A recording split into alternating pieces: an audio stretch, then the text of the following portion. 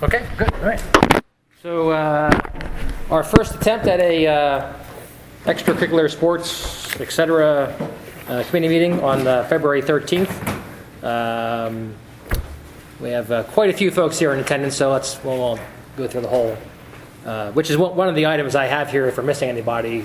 And Mr. Potts already kind of said, well, what about our band director? So that would probably be somebody we should look at adding. And as far as the agenda goes, this is, again, first meeting, so I really just kind of a more open dialogue, try to get our feet under us to exactly see what how we want to pursue this going forward. So, but I just did this as a kind of a rough agenda, so things we want to add or take off, we can do so. So I guess my first question is, as far as I don't want this committee to go on forever. If we can get this hashed out within a few meetings and take a recommendation back to the board, I think that would be great.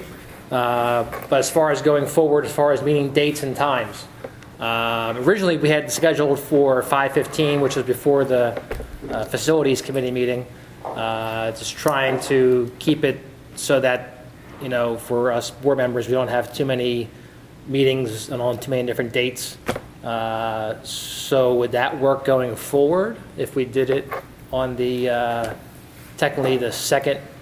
So it'd be the second Monday of the month at 5:15. Would that work for everybody? Yeah, I think so. Okay. All right.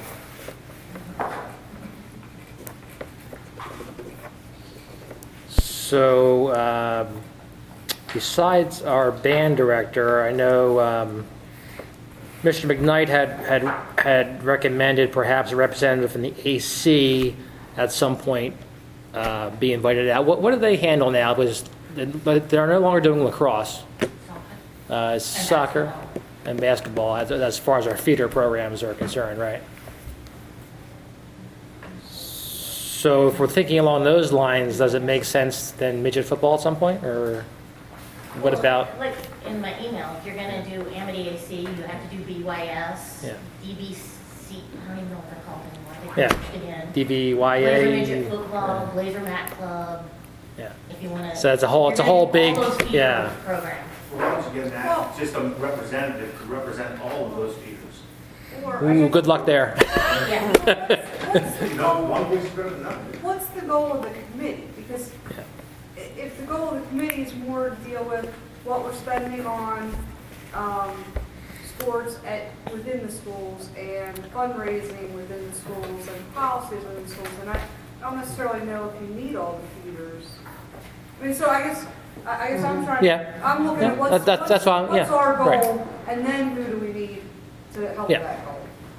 So, I mean, just my opinion, I think the goal of this committee is to, obviously there were some decisions made in the past as far as it affected, funding for sports, band as far as kind of going to an extracurricular status, as well as, the band used to go to a lot of events. That's kind of all changed. I think clubs really hasn't changed except for the fact that we now charge an annual fee for those, but I don't think we've made any cuts, correct? I mean, that's, yeah. So just really the fee piece for clubs. My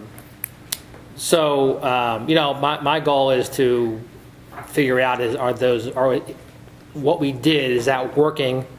If not, then what should we be doing as a school, or what shouldn't we be doing as a school? So does that involve the feeders? Probably not.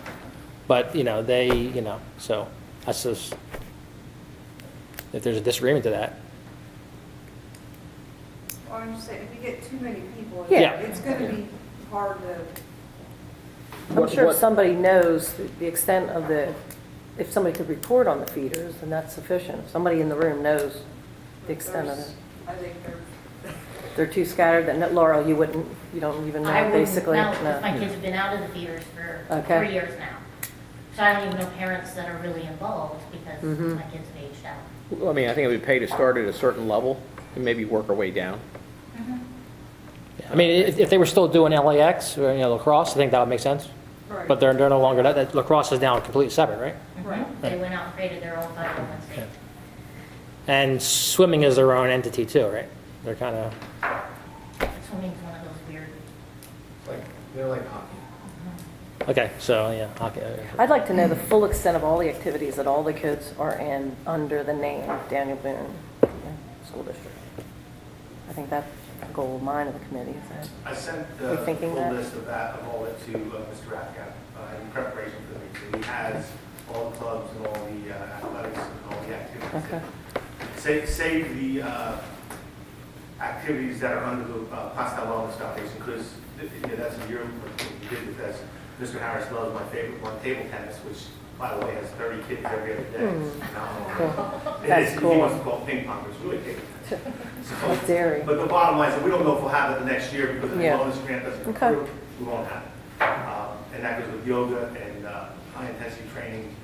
Will you ever have to share that document, Mr. Ryan? High-intensity. No, I I'd have love to not. see that Yeah. at some point in time. Now you said that I know I looked at it briefly to say that includes everything that's That's offered. and including stuff that we don't even fund or. Right, you have it listed. Yeah. It says, I think it says exempt from the fee. That means that. Yes. Okay. Yeah. It's not paid. Right. Okay. And, right. Good. Yeah. Okay. So I'd I'll love to just see that. yeah I'll distribute that to the group.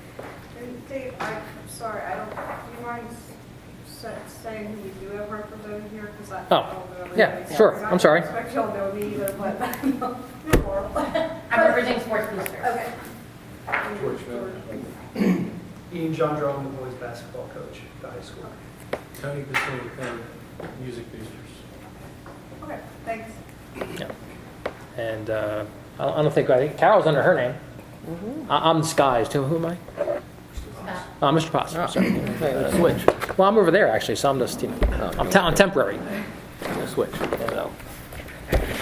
So all right. So I mean, just what my interpretation of what this committee is doing. Additions. Other thoughts? And I don't know if this is going under this committee, but we've talked multiple times about fundraising and all the fundraising. Yep, I got that's Getting a handle on the fundraising. Yep. And then also, what are we providing versus what are the Yep. fundraising providing and what should we be providing? Yep. And I can provide some answers, just some of that tonight. Okay. Yep. I'll let you run. Those are just my questions. No, Overall. yeah. A lot of people wonder what is provided and what Well, I think isn't. it's a very complex formula. So, yeah. So, I mean, a lot of people don't know what the boosters do provide. So, that's something I guess we need to define. Well, the question I would like to ask is that we said, what's the goal of athletics and activities in our community?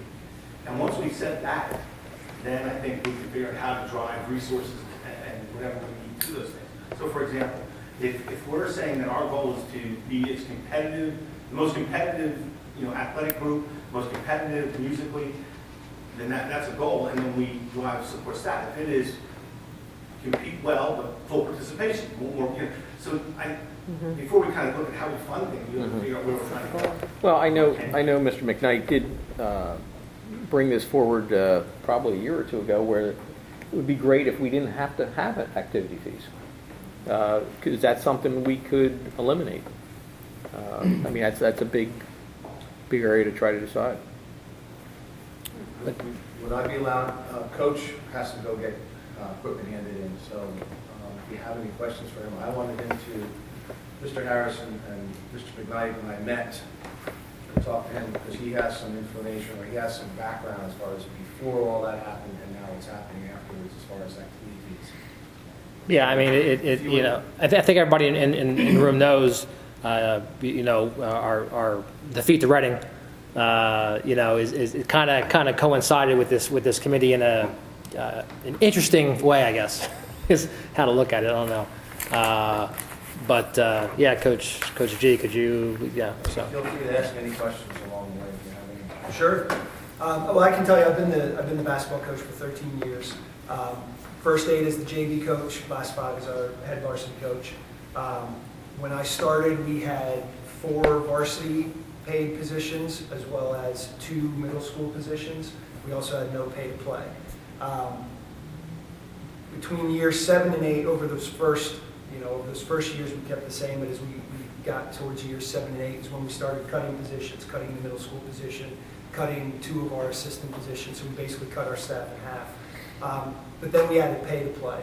And I can't tell you it's the cause of everything, I can just tell you what we experienced, which was every year of my first 7 years, we had 30 plus kids trying out, sometimes upwards of 40 kids for the basketball team. Always had to cut, always kept a full roster of 15 kids on JV. The first year we went pay to play was not my first year, so there was no coaching change. John Butkus was starting his 8th year. We had 21 kids try out. We had to keep everybody. It was the first year everybody had to all practice together, and this year is the biggest year we've had since, and we had 24 kids come out for the team this year. The killer for us is not only that, it's the middle school. The middle school, I'm fortunate, I can't speak for the rest of the high school programs. I have some fairly good assistants, some fairly good volunteer assistants, which you have to have at this point. The middle school has been absolutely decimated. The first time we announced that we were only having 1 coaching position, Dan Downs took the position, and parents said, hey, this guy doesn't have a coaching background, why is he coaching? And I said, he's literally the only person who applied for the job, because nobody wants a job with 1 coach for 25 kids. You can't possibly coach both teams effectively. The kids can't possibly get the attention they need. And then in my case, we hit them with a double whammy because we're one of the only teams in our division who doesn't have a freshman team. So you have JV has to prepare our kids for the next round of varsity kids, my sophomores, my better freshmen, who are going to play varsity as juniors and sophomores. And so we let these kids flounder for 2 years in the middle school, having Mr. Simmons hop around between him and 25 kids. And then we hit him with the double whammy of, yeah, you're not going to play as freshmen either, because we got to get the sophomores ready to play varsity. So by the time they get to me, we're 2 years behind. So the numbers, what I've seen as far as the numbers and pay to play go is it seems like we've scared off our really good athletes who may not be basketball players, and vice versa for other sports, where we were getting the tight end from the football team who just loves to play basketball and he's perfectly fine being our 8th man and wants to contribute and hang out with his friends and play. Now we're hitting him with we're going to hit you with a pay to play fee. Then we're going to turn around. The first thing we do is hand them an invoice of, you want warm-ups, you want shooting shirts, you want a bag, it's going to cost you $250 to get all that stuff because we don't provide any of it anymore. And then the fundraising goes, it's, well, why don't we fundraise for that? Because now we're fundraising to get the uniforms and to play in tournaments. And there's been this couldn't come at a worse time because as all the sports people in here know, we've started entering into a world where playing basketball or football, whatever it is, in your season is a thing of the past. We play year round. Basketball open gyms are going to start in 3 weeks. We just ended on Tuesday.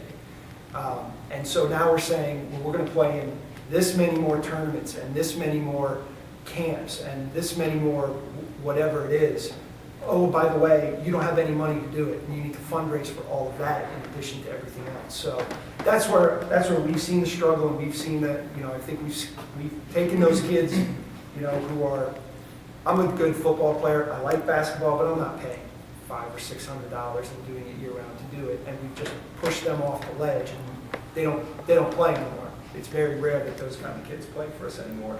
And again, we've coupled that with losing them at the middle school level because I had to sit with my middle school coach this year, and he said, I need to know from you. I'm one guy of 25 kids. Do you want me to give everyone equal attention and give them coaching, or do you want me to spend extra time on the kids who might actually play for you? And that's a tough decision to make when you're sitting there and you're like, I want you to coach him, give him a little bit of time, but you gotta move on because he's going to play for me probably, and he won't, because they're just the ratio of coaches to players and funding is just we're not giving them what they need to be successful. They're coming into high school, coming in as 9th graders, and they're shorthanded compared to teams they're playing against. But So what's that total number of budget you would tag at $500 per person? Like your all-in cost for, like if my son played, what would be his all-in cost to play at the Hingham Room? The fee plus whatever else you have in there? I mean, our budget for a year is pretty low because we don't have equipment. We have basketballs, we don't have pads, and we don't have helmets. So usually, $4,000 to $5,000 for us a year. No, what I'm asking is like my son wants to play basketball for you, okay? What's it gonna cost me as a parent and him to play for you? I would, for the year? Yeah. For the year, I would say probably in the $800 to $1,000 range would be my guess. He's going to play in all the tournaments or that kind of thing. It's just we turn everything into get your checkbook. I know you paid your fee, but we need this. And you want to play someone we need this, and we need this, and we need this. And we just had this meeting because we were partnering with an AAU group because our kids have to play somewhere because they're not getting what they need early on. And it's, the parents are kind of like, so I got to write how many more checks between now and next season to get my kid to play for Daniel Boone. And if I can jump onto that, Please do. because boys basketball is actually one that does a lot of fundraising to help Yep. cover some of these costs. They just bought some jerseys, that's $4,000 they had to fundraise to get a uniform. And I think you got the shorts insurance. For the varsity. For the varsity only, no JV, no middle school. As a parent of a ninth grader who doesn't play basketball but has a lot of friends that play basketball, the majority of his friends that played basketball in 8th grade did not come out for the high school team because they were so frustrated at the middle school level being one of 25. Not getting playing time, not getting coach's attention, not getting specific skills and drills during practice. Practice became a joke. 25 kids with one adult. I had to do study hall for boys football. Being in that library with 25 8th graders, I don't know how the coaches do it.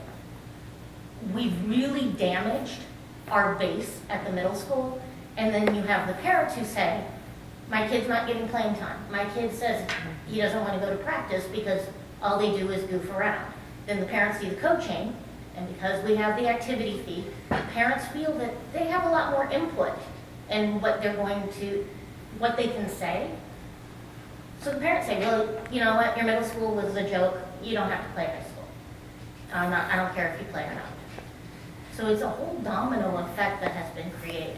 And I can tell you as a parent of a sophomore, whose son plays a couple of sports, with the fee and the fundraising, you say pick your sport. You got to pick your sport. Because if we're going to be putting on all effort out into fundraising, paying the activity fees and everything else, and the fees depend on, the costs depend on the sport. I mean, some are more equipment heavier than others. Then it becomes no fun a lot of times for the students who may be average to decent, because it's, hey, we paid for this. Now you're going to go out and play. And the kids are like, well, I'm not really into it. Well, you can't try it out like you were saying, or it just becomes a heavier burden on the students because you're paying all these things. And I just with my son went out for wrestling and swimming at the same time. And I said, you can't do two sports at the same time. But we paid for both. He ended up dropping to swimming after my wife went out and got him all the gear he needed for swimming. He decided he liked wrestling better, which I was fine with either sport, but he had to pick and choose. And then she's on, well, I just spent $300 for all your swimming. What are you going to do? You can't wear that to the pool. The tights do everything. So, and he just kind of felt more pressure to do both because there was so much money. It becomes money, and not the fun at this young age, especially if you're average. You want to try to maybe get better. So you sort of focus on one sport or one season, and then you don't want them trying out too many things and backing away from it because you did pay for them to play. Well, we're creating a whole have and have-nots with, band. Instruments are not cheap. You start renting them, and then you have the activity fee. They travel a lot. We travel. We also have the booster fee, which pays for all their incidentals, their sticks and gloves and that kind of stuff. If we back up to when band became extracurricular from co-curricular, the numbers diminished. I guess the thought was we're going to get the activity fee and it's going to help us as a district, but it hurt the band program. Our numbers were, I think when my daughter Megan was a freshman back in '09, about 140 kids in the band. And it was a graded subject too. So they actually had more time to practice their field show as a marching band. And then once we went extracurricular, I think we dropped to 90 the first year. And then I think we went to like the high 80s the year after. And then this past year we had 63 total band and color guard members, not performers. And I think the forecast for next year is probably maybe in the 40s to 50s. So there's so much that, you're right, we have the activity fee, we have the club fee or basketball fee, and then, you go away and the kids need to eat. So that's money that comes out of the parent's pocket. And then the fundraising. The kids are doing their best to fundraise, and we just see that the kids aren't as interested. There is a cost and a rental fee for some instruments. Some of the kids that really like their craft, the parents buy their instruments, which is not cheap. So there's a lot of money invested in that, and some of that would just be alleviated if the activity fee was gone. If we could even go back to co-curricular, we could really get the biggest and baddest band in the district. The other was you referenced have and have nots, that we have about 25% poverty in the district, which I'm sure most of you are aware of, and that's by free and reduced. And I always have a spot about that topic personally, and I know we waive kids' fees if they're on free and reduced, but I'm not that interested in, let's say we waive the fee, the $150. First of all, kids and families have to take what I consider the walk of shame to go say, look, I'm poor, please give me a break, which is tough. Secondly, next, still coming up with the other $600 to play all the other stuff. And people can say, well, you can get out and hustle and fundraise. That's all true. But we have, I think, an educational obligation to the community and to the kids to do something to keep them engaged and off the streets. And we can go far afield here into the issue of heroin, Birdsboro, and all that. Some of the other things we face. And a lot of that has to do with disengaging with young people and how are we trying to keep them engaged. And I think a lot of us are working hard, all of you, to do that, whether it's these little things like the Wellness Foundation. But the bottom line is when a student has to pay $800 for one, we might get them for basketball or football or band, but you're not going to get them for all the things. You're not going to be engaged all the time. The more engaged, the better. And that goes research-wise with grades and all kinds of stuff. But that's where we're missing it. I know that we have challenges financially. That's where we're missing it. I mean, it would be a break for Jim. But Jim makes enough. I make enough. Most of us make enough money to pay for it because we don't love doing it, but we'd like to break. But what about that 25% of the families who don't have the money to even do it? I think we're letting them down a little bit. We've got to find a way. It's not to mention like we're just being mean people. We've got to find a way to be able to get these people to be engaged, involved, without shaming them. But to go back to answer your original question is what do we want to be as a district?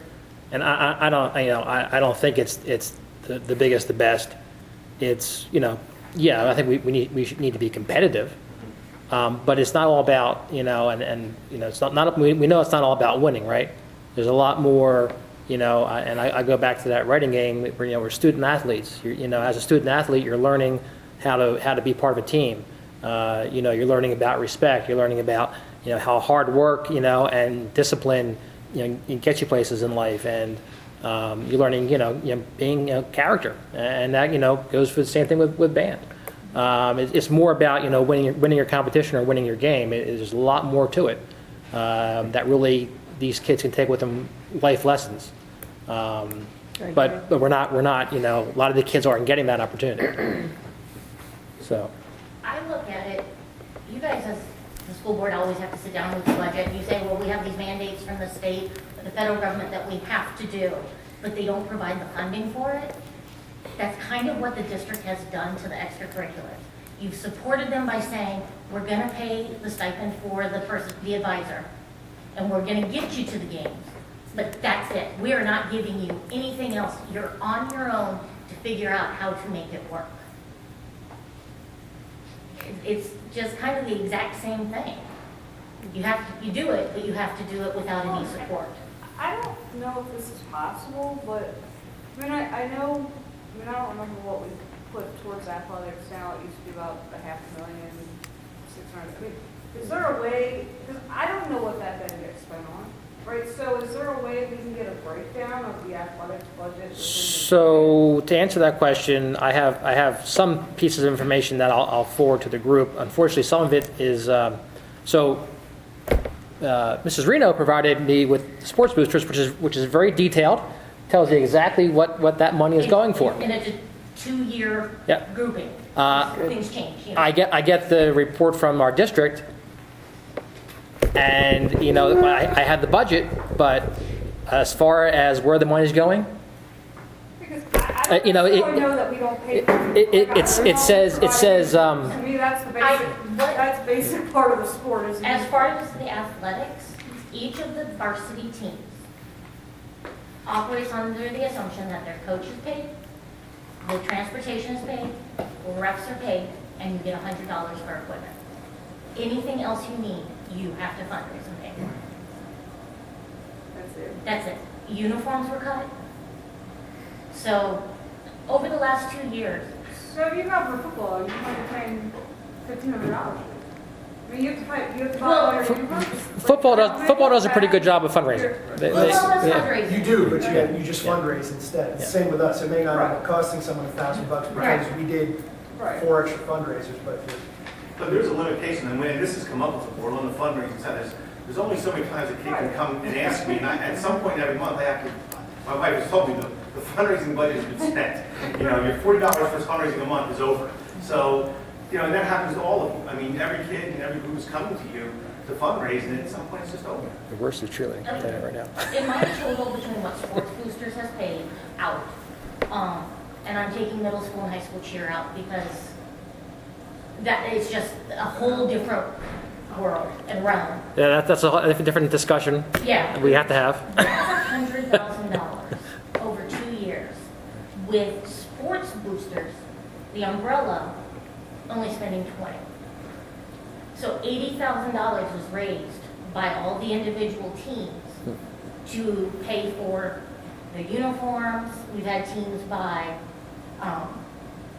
software, like football buy software, their video equipment, if you go to any football game, they always have a camera up there. Well, Boone just got theirs last year, and the team paid for it to make them competitive. Girls volleyball bought a uniform. They have wrestling. This is the one that kills me. For the wrestling team, they have to get so many points matches to be able to qualify for postseason. In order to get enough, because there's not enough on the individual duels, regular schedule, they have to go to tournaments where they can play or compete against 3 or 4 different schools at one tournament. They have to pay for it. The high school pays out $800 a year to go to tournaments so that they can get enough points to hopefully have somebody qualify for postseason. If they didn't pay that themselves, we would never have Jesse, who was second in the state last year? Seventh, because he wouldn't have qualified, because he wouldn't have had enough points if the high school wrestling fun team hadn't fundraised to go to these extra tournaments. We drive 3.5, 4 hours for baseball game and we're going all day. That's what I don't, we don't understand, and I don't have the time or the ability to sit down and figure out how everything is spent. Somebody, but I didn't know that we don't We put pay a stop for. to when that travel situation came, we put that concentric model in. Mr. Schmidt looks for games within a 10-mile circle, and you can't always get a game. No, I'm not Within saying 20. that. So we I'm don't not take, saying that at all. those long trips have ended. And once that was when Shane brought that to the podium that time, we went back, we did it, it was a great point, we adjusted it, and we ended those kind of games. Well, So, to your But- point, Shane brought it up, but- I brought it up. well, That's I wasn't here. But, yeah. But softball will go to Williamsport. They get 3 games in at a tournament Right. That's 3 games that don't have to be held at Right. home, And- paying the rest, or And 3 as long games as that you we're travel looking at to. maximizing that stuff, I don't have an issue with it. If you're better off going to Williamsport and getting 3 games in, as opposed to going to 3 different games, that may be more Right. beneficial. And if somebody's looking at that, I'm okay with that. But like, I didn't know that we don't pay for anything other than $100. I mean, to me, you know, there's some basics that I think if we're gonna provide the sport, or we're gonna have sports, we should be providing. Right, like, should girls volleyball have to That's buy very volleyballs? honest. And they did. No. Well, I mean, I don't think it's, certainly, sports, probably, but tell me, how, like, it's about $5 to one. Yeah. What is it in the music programming band, in this case, in terms of money that they get for the boosters versus the money that's driven out of fundraising? Is it similar, like 5 to 1, or is it? It's not that high. Well, I'm going to go back to 2014 when the district and the boosters bought choral uniforms, or the gowns. The district put up $3,500 of basically $9,000, and then the boosters put up the rest, either through fundraising or funds they had already. But like last year, we made, through fundraising, we had about $22,000, and we spent that same amount, either on stipends, instruments, sheet music, and that's sheet music. That should be something that I think the boosters should be buying, instruments that are district owned. Repairs. And repairs. Beginning of January, I just bought a bunch of instruments with the music teachers with us, and we used booster funds. So we went, they were all used instruments, and we just basically found a good deal, and we brought them back. Now they're district instruments. But, some of that incidentals, I think, should be part of the district purchases. The current uniforms that we have are about 10 years old, going on 11 years old, and it seems the life of them are pretty much over. They still look sharp, but there's a lot of things that are falling apart, the threads are going. And we've been in the process last year and this year looking at new uniforms, from design and fabrics, and the estimated cost is going to be about $45,000. Almost 10 years ahead. I don't think the boosters can fundraise that kind of money for these uniforms. So that would probably be another thing where we would have to do a joint venture. But the band, instruments are used for years and years, but they still need upkeep. So once you buy, an $800 saxophone, you're going to probably get 8 years out of it. But each year it probably needs $100 worth of repairs just to maintain it. So I'd say we were more like 3 to 1 as opposed to 5 to 1 in sports. Guys, have any more questions for Coach? Thank you. Thank you. Thank you. Appreciate your input. It's tough to get out of these chairs.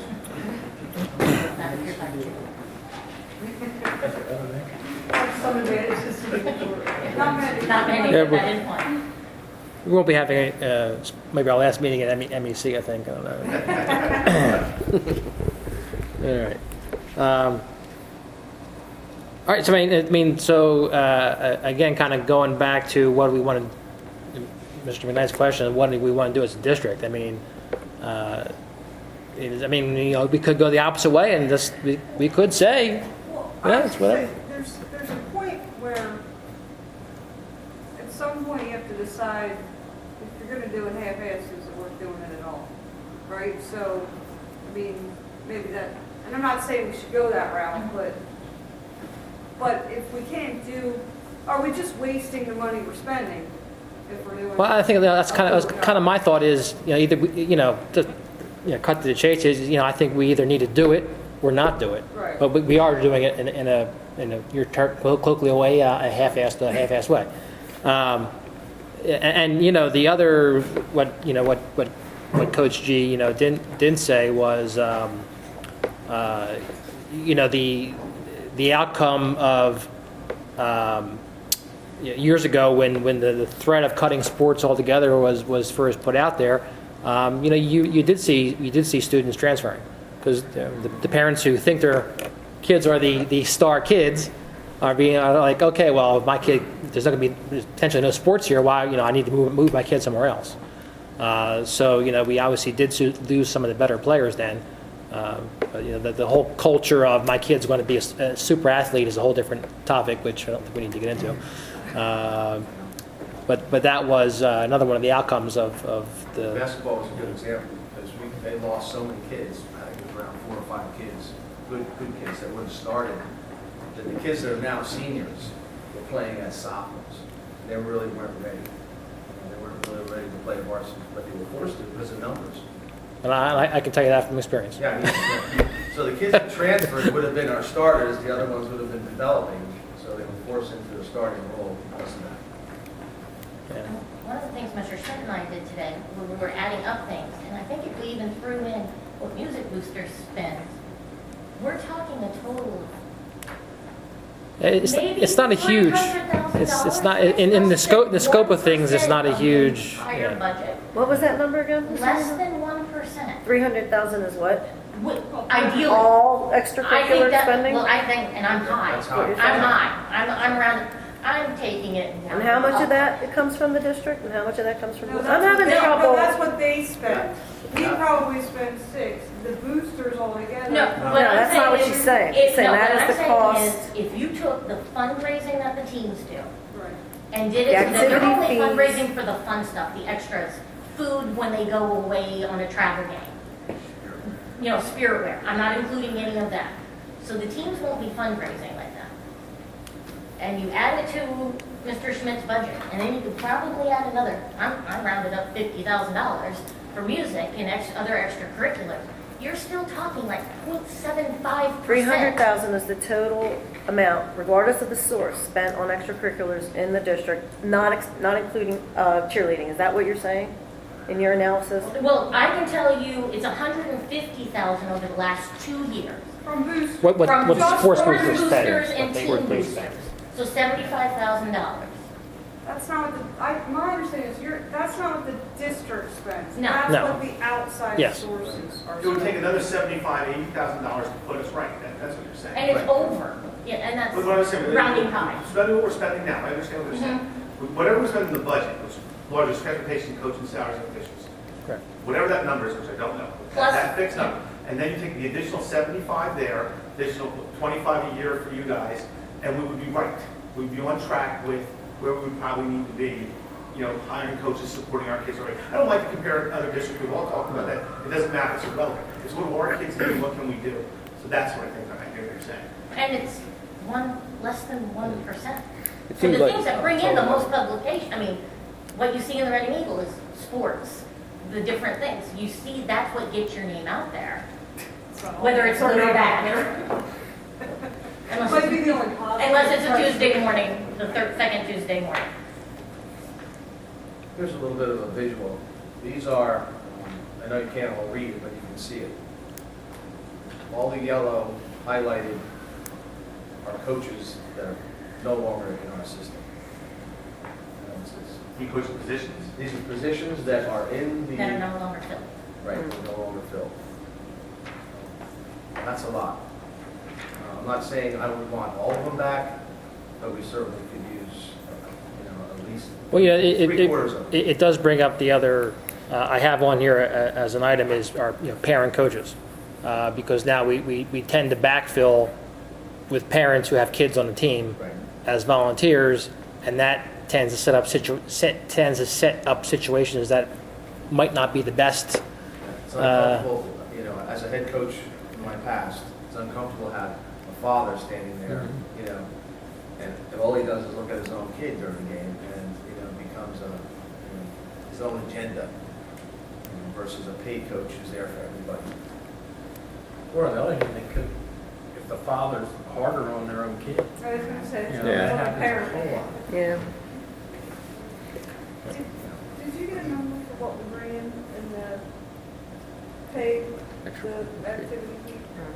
You have that number? I have that. Because yeah, did ask Lauren. I was curious what the pass sales. It was like 118, somewhere in there. Here, let me give you the numbers. 2011-12, this is all activities, including the Odyssey Club, all the clubs, is 134,760. No, is that fees or That's fees. take at the door? No, that's fees. Right. So what we need though is what we're.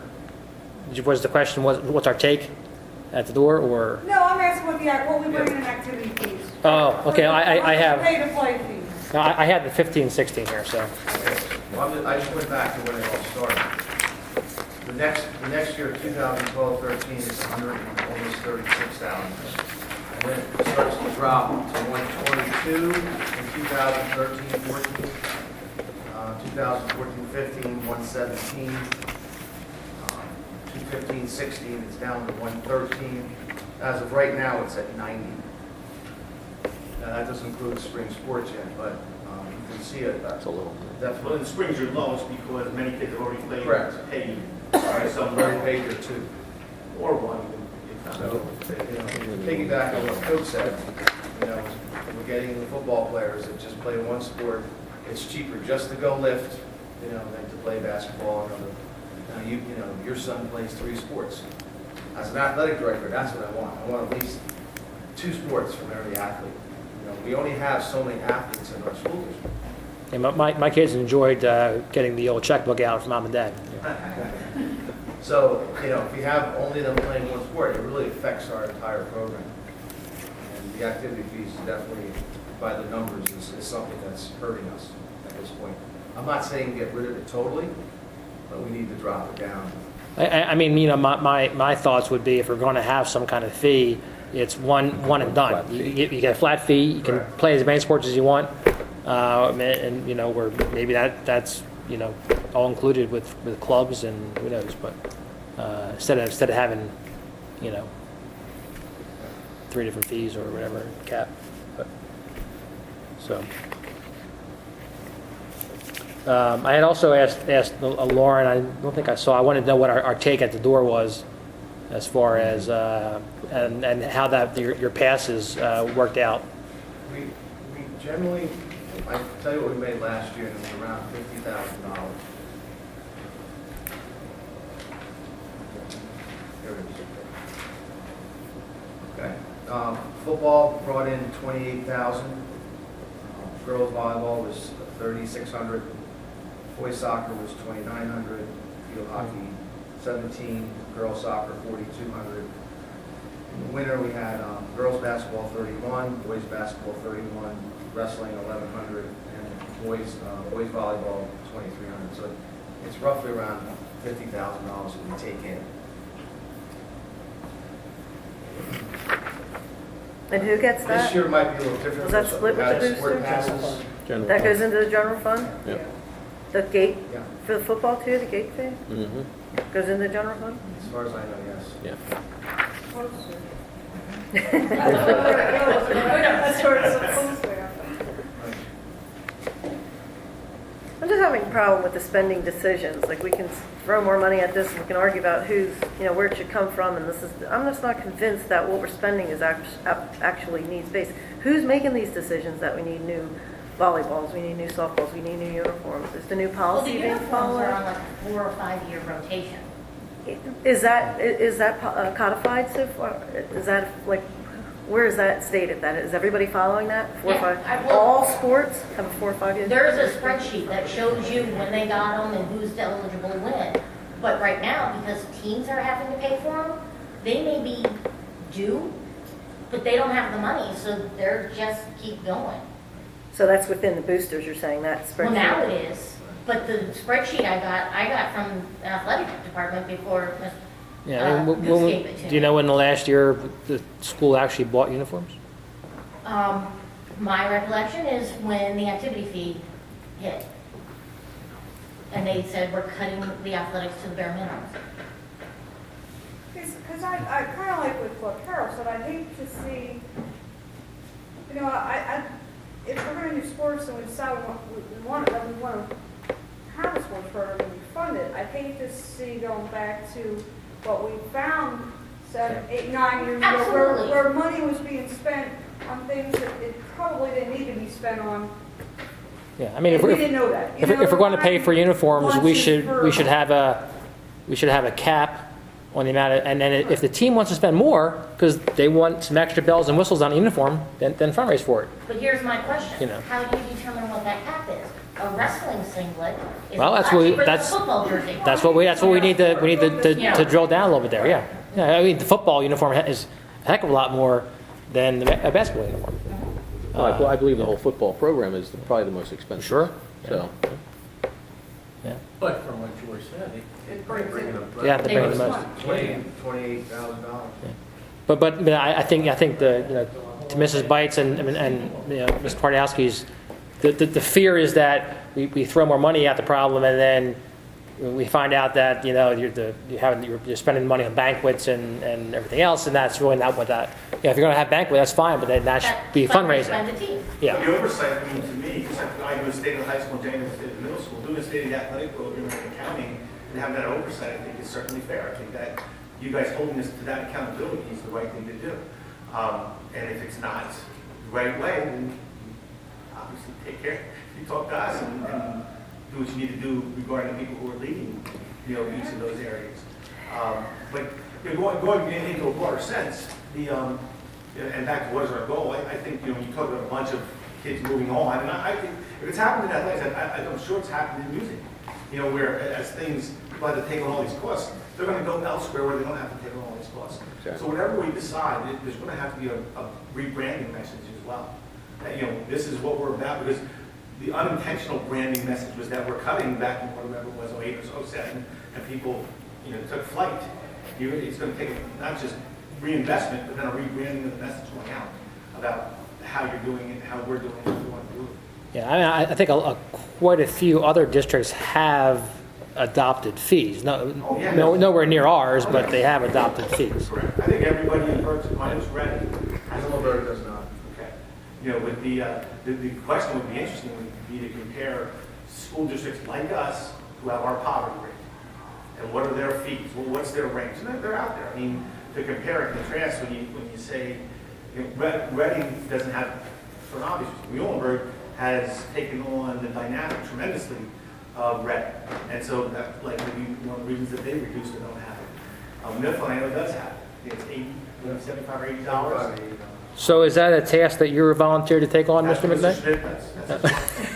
No, his task is to delegate. The athletic realm. This is Schmidt. well, I think when we had this discussion in a committee way back when we tried to put a fee together, I mean, that was really tough. I mean, we came up with some spreadsheets to see what each program costs. Obviously, football was close to $500,000 to $670,000, something to that effect. And obviously, we couldn't break that down times the number of players because it wasn't going to be sustainable. So at this point, I think at the end of the day, we came up with a number that, after searching the other districts, and at that point, we were probably only one of minimal 3, 4 that even had a fee. I remember that. Yeah. I think we were one of the first ones, and the highest. And the highest. I think if we weren't the first, we were the second. And I think I remember all we of were that. talking, the discussion was much higher than what we have now. And so is our gate fee Yeah. of 6 and 4. Most are 5 and 3. I mean, Well, just like athletics, It's $1. people It makes a leave. difference for the family. When We have passes there. there's a performing arts charter school that's supposed to open up in Reading. yes. So it's visitors. I know of a very talented music student who has applied to go to that charter school. So how many, you lose your better, I don't want to say better, You lose but the ones that are you lose going the to talented district. ones that could really shine. County bands. Yeah. You're gonna price yourself right out of, Especially if that unfortunately. charter school opens up in Reading.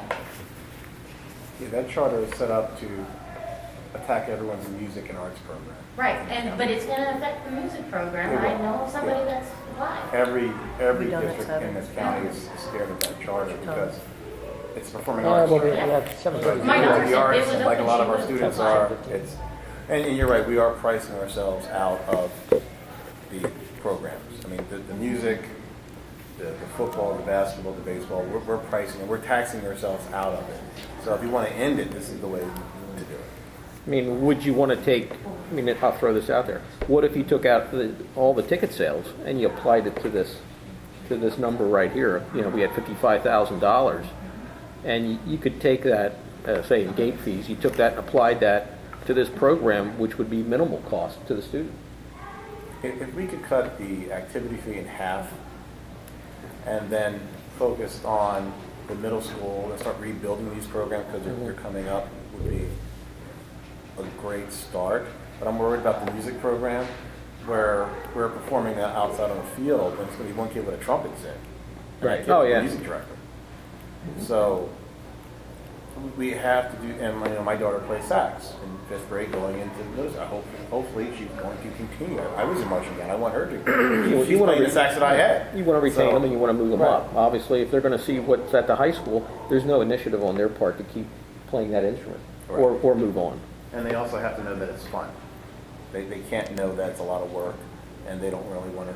It's no more. It's not fun for them anymore. But once again, the fees, the I taxes, think whatever we're you call it. losing, we lose those diamond in the roughs, the ones that are sitting on the fence and they don't know if they like sports, they don't know if they Right. like band.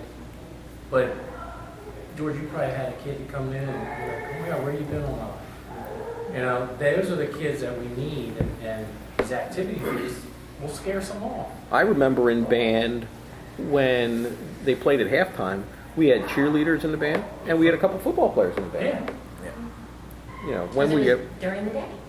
It was a Yeah. class. you know, I'd like to see some kind of come back with some kind of graded course for the band. Why You know, was it we- ended as a class?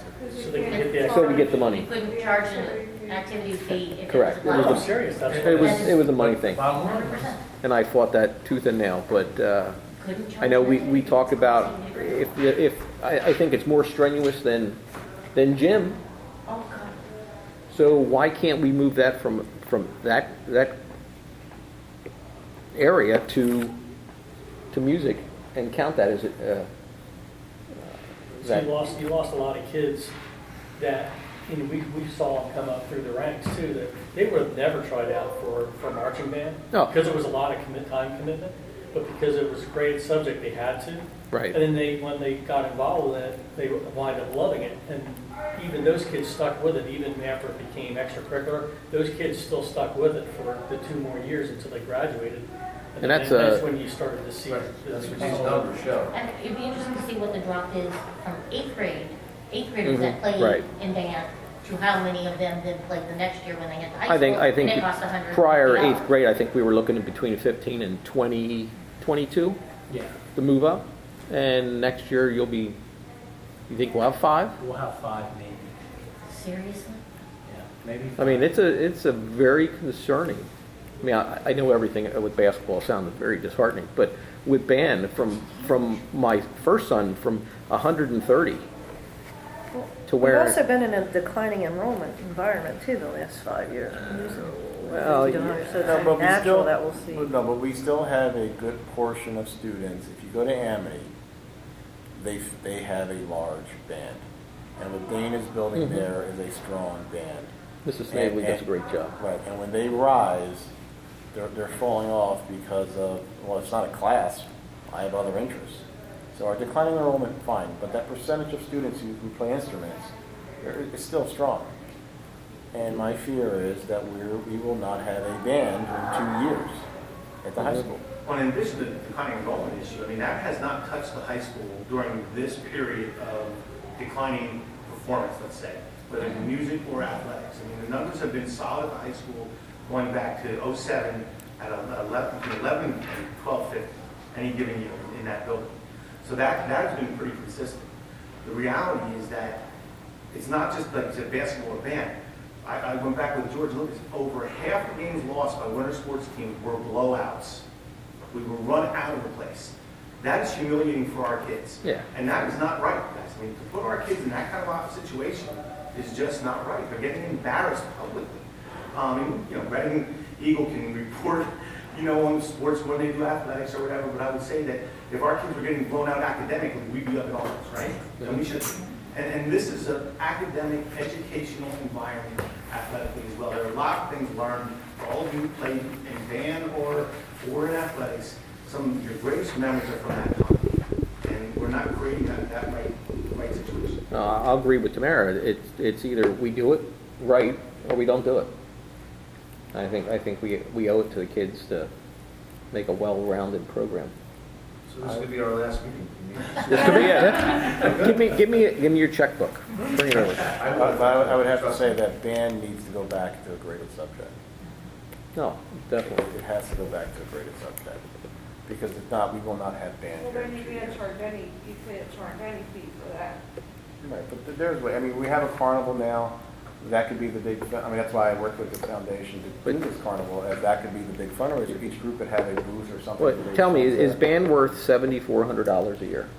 That's what we But collected. I'm not arguing that. I know that, but I'm just saying it's $7,400 we put a price tag. I'm not 100% why, and well, I should, because I was on it. I don't know, I guess I was on the board at the time, but I believe that because there was argument of do we consider Right. band extracurricular charges or we don't? I think we did because they get on a bus and they go somewhere. You know, I mean, they travel, so it kind of became extracurricular. But I think there were some don't personal necessarily- issues also, but I certainly some don't people- think it's worth $7,400 a year.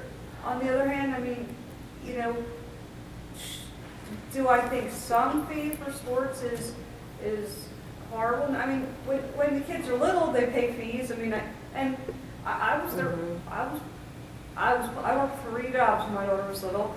She didn't play a lot. I remember the first time she signed up for cheerleading, it was like $150, and then they're like, so we paid for it, and then a week later I find out she needs $95 sneakers, and then she needed something else, and then we had a fundraise and I'm like, and I'm working 3 jobs trying to get her to practice, and I'm thinking, my God, I can't afford this, you know, and she did it 1 year. well, I think you heard That's it. way cheaper. She That's wrestled right. for 4 years, Yes. and it was way cheaper. That was rec.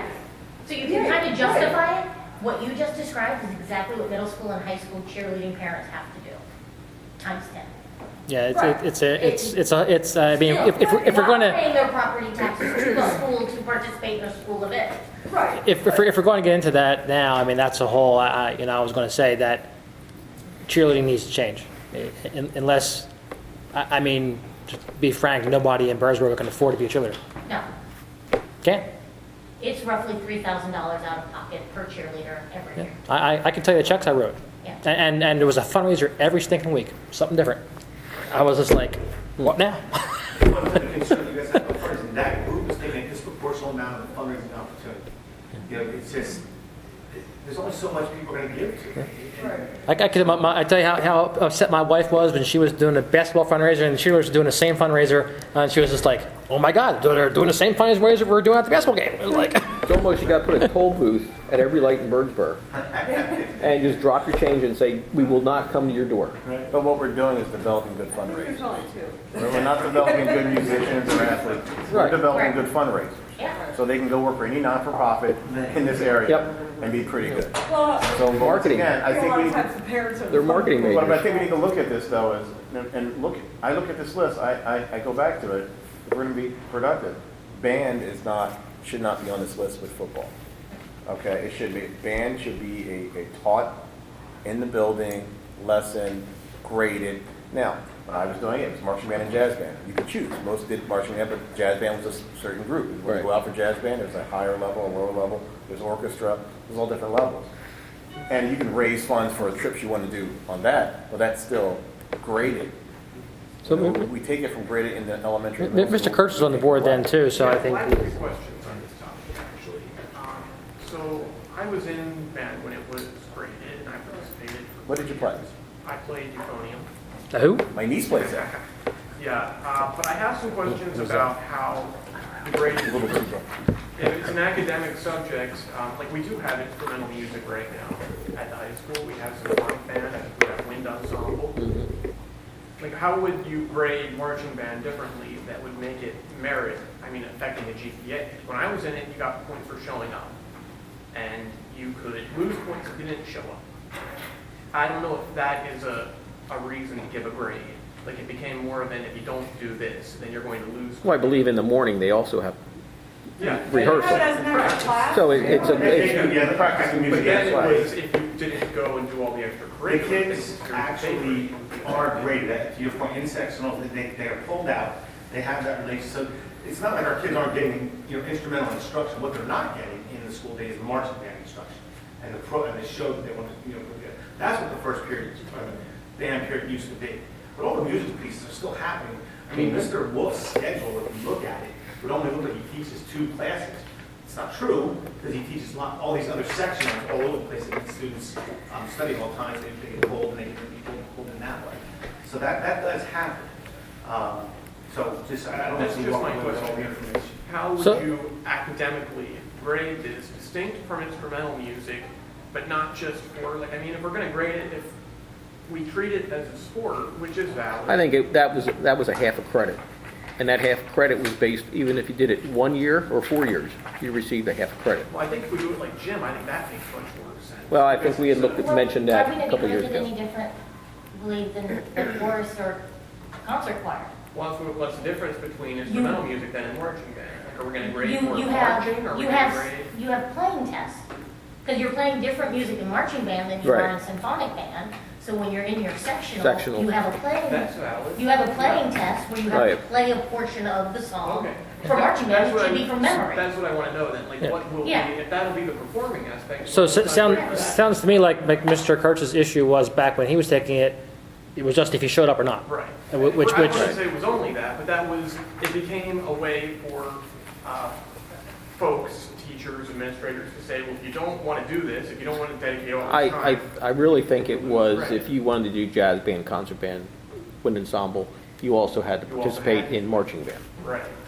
I think part of your grade on the field could be if you It know wasn't your guy. well-rounded. You know, if you know your music, and if you can play while you're moving, that, But I do wonder So if that that, would have to be that so much isn't grade. really an intellectual ability as much like if some people have difficulty putting one foot in front of another, and that's not something maybe they should lose points off their So GPA was this more based on the person we had at the time, our band director? I don't want to say that because I don't know what it was like before, but I just want to know if we're going We to think we move had in that problems with direction. him. And I don't necessarily object to it, I just want to know that we're going to be looking at it from the curriculum committee perspective, that what we're going to be grading for are actually academics and not just participation or the athletic aspect. I think it could be a whole program. I mean, you're looking at physical aspects, intellectual aspects, the ability for playing, instructional.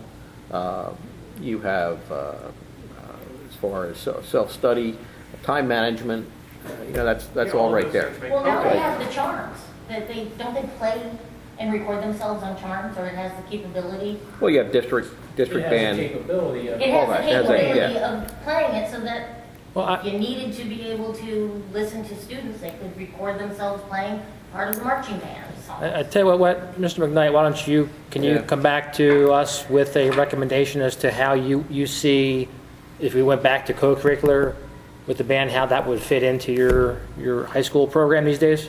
Yeah. And the cost that would be associated with it? Well, the cost is going to be the difference that you're going to lose out of the fee. The because $7,400. we have a teacher, We put the kids in that period. There- We have all the components. Aren't there it's just people interact. involved with the music that I'm sorry? aren't there people involved with the music program that are not on staff? So Yeah, the not in the assistants? period one marching time, that would just, that generally tends to be the director Okay. in the schools I get. Okay, I really don't know. It's like Just the- ask if there are any Those are things increased you can put in place and staffing. say, this is the cap, this is what it is. I do think it is an interesting point, Carol, because a lot of our folks are what I call adjunct folks. Right. Who come later in the evening. But in the schools that I've been in, the band director is kind of, he's been on his own. I mean, in that piece in there. But we look. They're take a smaller- look at- smaller I'll ask what he folks. thinks he needs to do that. Okay, And please that's do, the yeah, question, really. thank you. I think in the past, we did have another, like an assistant director, Mrs. Stolpa or something.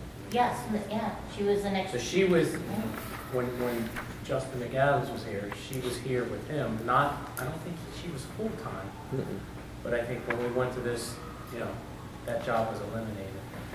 So he would probably need some support. We're going back 20-some years, but I mean, marching band was a graded class when I was in school, and we had a pretty, I went to jail, we had a pretty, our our band director was pretty well known, and we had a good band.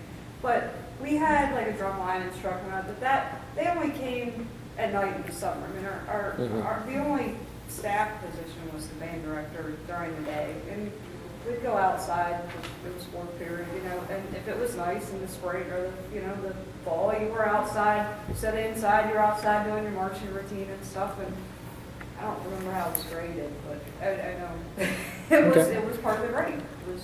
All right, so good. All right, so just start wrapping up, so we can maybe come up with, so.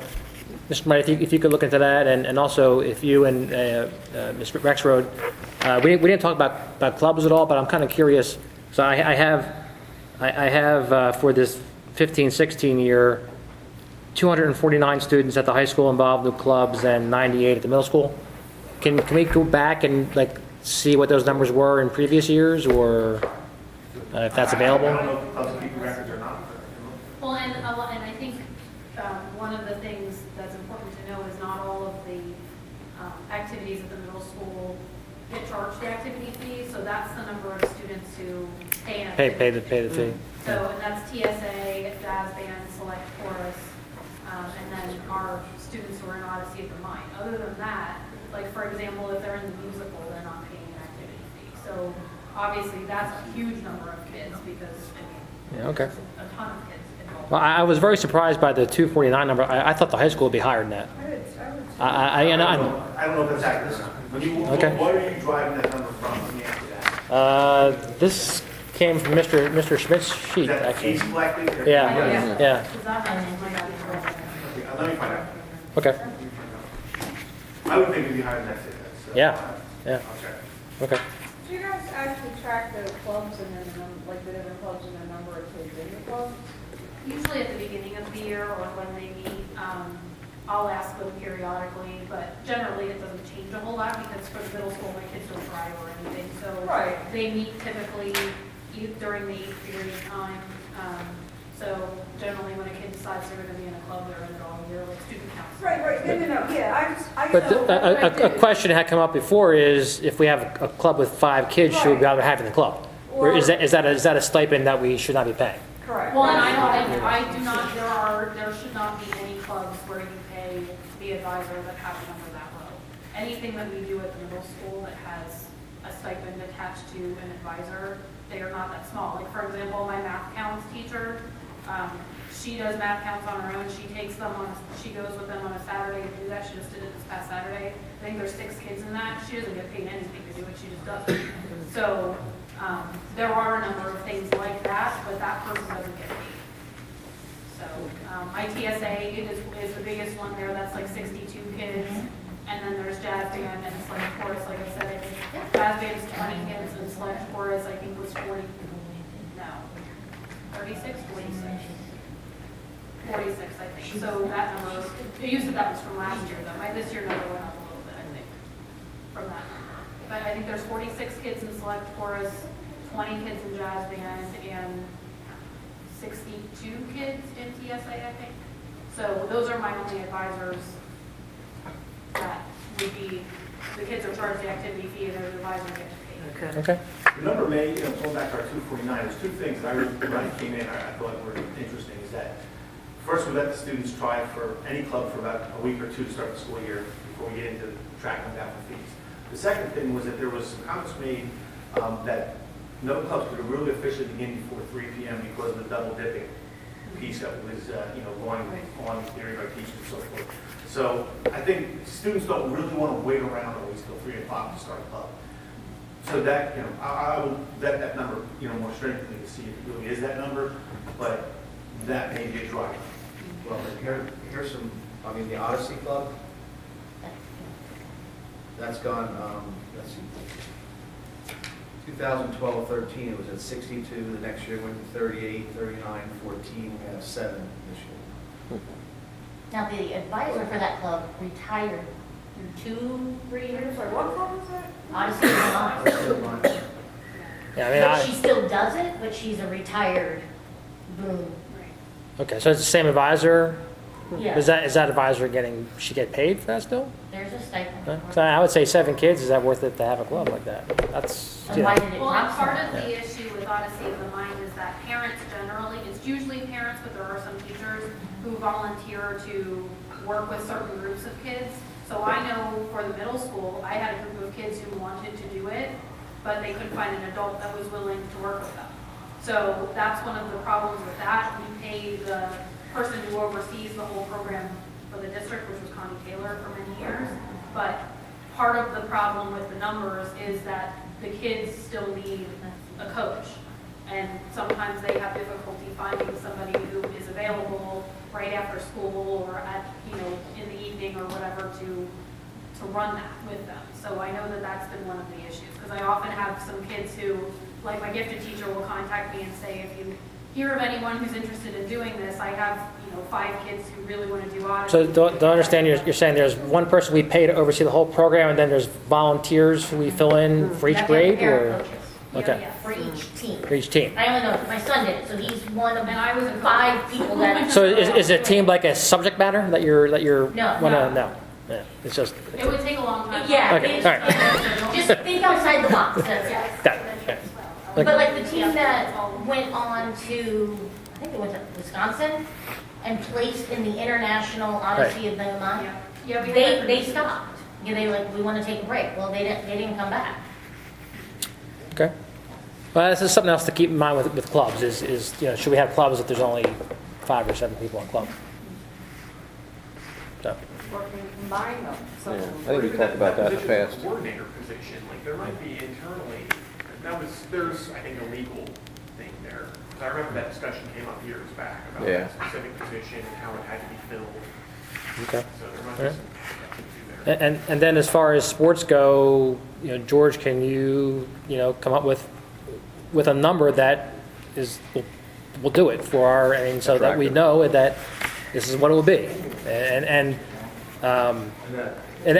then we can, if we go forward with that, then we could, I think, put some limits and controls in there that says, okay, but if we could at least get a number overall. Does that number include the coaches being hired again? Well, you're the athletic director. I want you to come back with a number that you think, and then we can say yes or no, right? We'll have a couple different plans. Maybe an A and a B, right? Or And in the numbers I sent you, Dave, I tried to filter out the fluff, quote unquote, like the senior gifts and the senior bank, like, the end of the year stuff. I didn't include that because Well, that's not something that the district should. You don't need it correct. to perform. That's going to be on that's going to be on the fundraising. Yeah, Yeah. but volleyballs are something you need to play with the sport. The other thing, and just in my opinion, I know and this again goes back to where we are with sports these days.